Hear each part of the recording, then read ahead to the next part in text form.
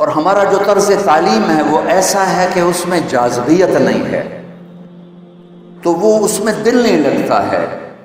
علم بطور علم لیا جائے تو ایسے بھاگتا آدمی اس کے پیچھے۔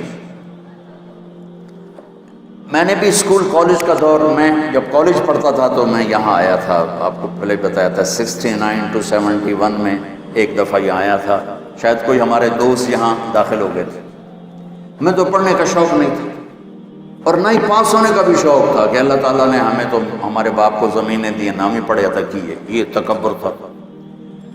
ہاسٹل میں اب وہ ہمارے ایک آ گئے وہ وارڈن، انہوں نے اور ڈنڈے مارے، پڑھو پڑھو پڑھو۔ اب ہم نے جناب چکر چلانے شروع کیے، کبھی بیمار ہو کے پڑ گئے اور کبھی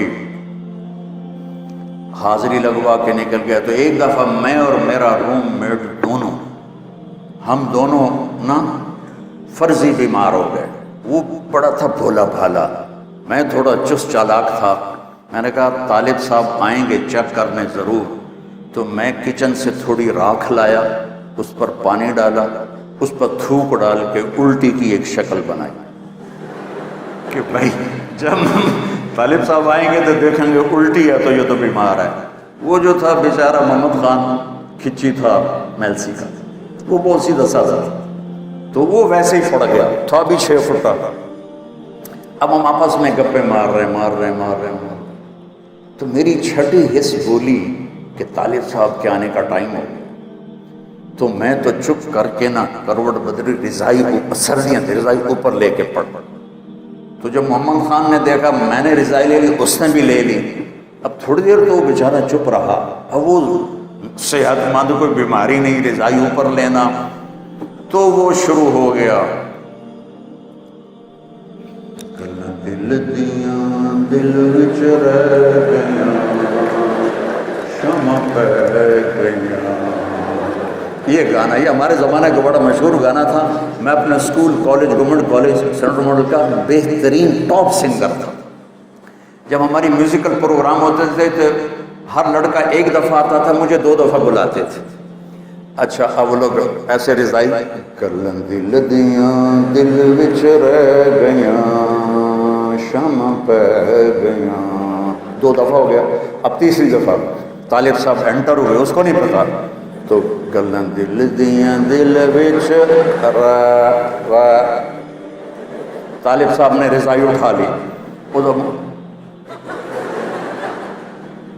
جو پھر ڈنڈے پڑے اس کو ڈگا ڈگ۔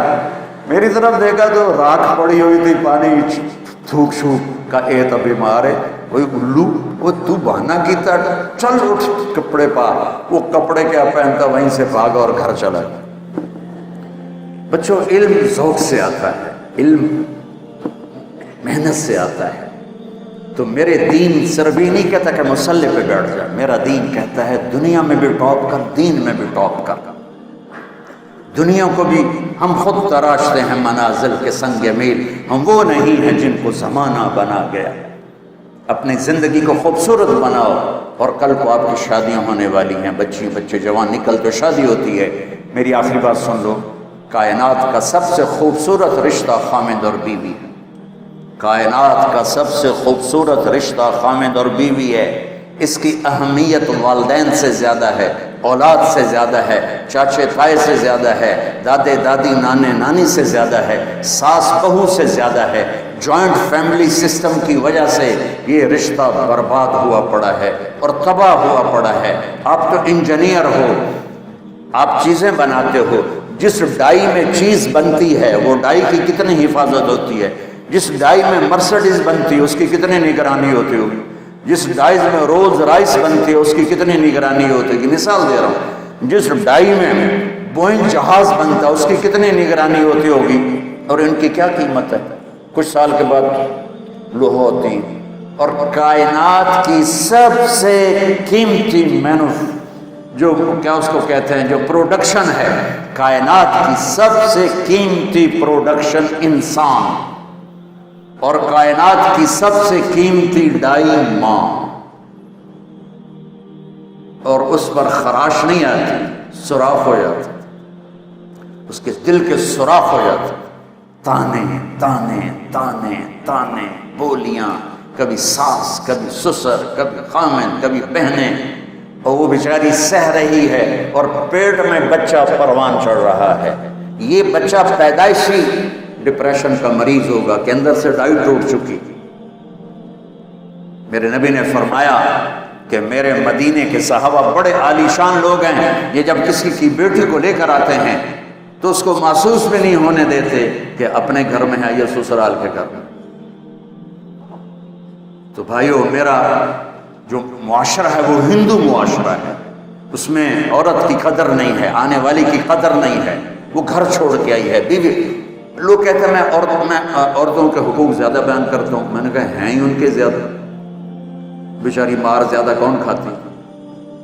کوئی گھٹ وادی ہوئے گا جڑا چھوٹا بیوی دا کھاوے، باقی تو سارے بیویاں نوں چھوٹے مار دیں۔ کیونکہ میرے پاس جو کیسز آتے ہیں اس میں 95% مردوں کی سسرال کی زیادتی ہوتی ہے، 5% کوئی عورت بچی بے وقوف ہوتی ہے جو اپنا گھر برباد کر دیتی ہے بد زبانی کی وجہ سے یا بد اخلاقی کی وجہ سے۔ تو بھائیو، یہ بہت خوبصورت رشتہ ہے، اس کے لیے سینکڑوں آیات اللہ تعالیٰ نے قرآن میں اتاری ہیں۔ اچھے خامن بنو، اچھی بیوی بنو، اور ایک چھوٹا سا نسخہ بتاتا ہوں، صبر کرنا سیکھ، بولو نہیں، چپ رہو، کوئی بھی آہ نہ کر لبوں کو سی، عشق ہے دل لگی نہیں، سینے پہ تیر کھائے جا، آگے قدم بڑھائے جا، یعنی زبان حال سے کہہ دے کہ ہاں ستائے جا۔ صبر کرنا سیکھ لو، جواب نہ دو، اللہ کی قسم چپ رہنا بہت بڑا جواب ہے، اللہ کی قسم چپ رہنا بہت بڑا جواب ہے، اللہ کی قسم چپ رہنا بہت بڑا۔ ان بیٹیوں سے خاص طور پر کہتا ہوں کہ ہمارا سسرالی معاشرہ بہت سخت ہے، بہت سخت ہے، زبان بند کرنا سیکھ لو، تمہارے صبر پر تو اللہ دروازے کھولے گا، بولنے پر مزید لڑائیاں جھگڑے۔ کس گھر میں جھگڑا نہیں ہوتا؟ کائنات کا حسین جوڑا علی و فاطمہ۔ میرے نبی گئے بیٹی کے گھر، وہ پریشان، کیا ہوا بیٹا؟ کہ میرا علی کا جھگڑا ہو گیا۔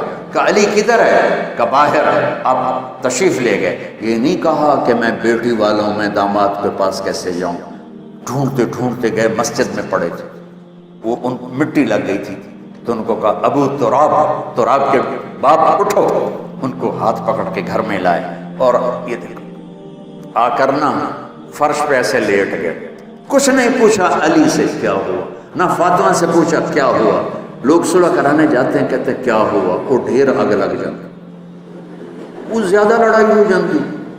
تو میرے نبی نے نہ فاطمہ سے پوچھا نہ علی سے پوچھا، یوں کر کے لیٹ گئے، ادھر علی کو لٹایا، ادھر فاطمہ، علی کا ہاتھ پکڑ کے یہاں رکھا، فاطمہ کا ہاتھ پکڑ کے یہاں رکھا، اور اوپر اپنا ہاتھ رکھ کے فرمایا بولو ہماری صلح ہو گئی۔ سب نے، دونوں نے کہا ہماری صلح ہو گئی۔